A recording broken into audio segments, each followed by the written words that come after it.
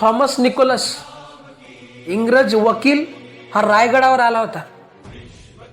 ते रायगडाचं निरीक्षण त्यांनी अत्यंत सुंदर केलेलं आहे. त्याने रोजनिशी लिहिलेली आहे.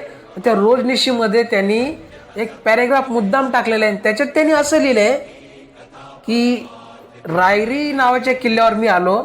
त्या किल्ल्याच्या अवतीभोवती एक तटबंदी आहे.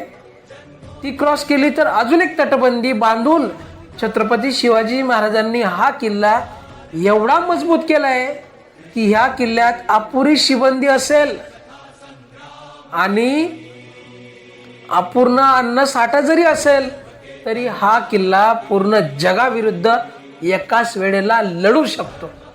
फक्त एक किल्ला.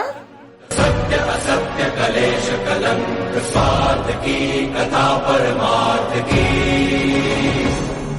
शक्ति है भक्ति है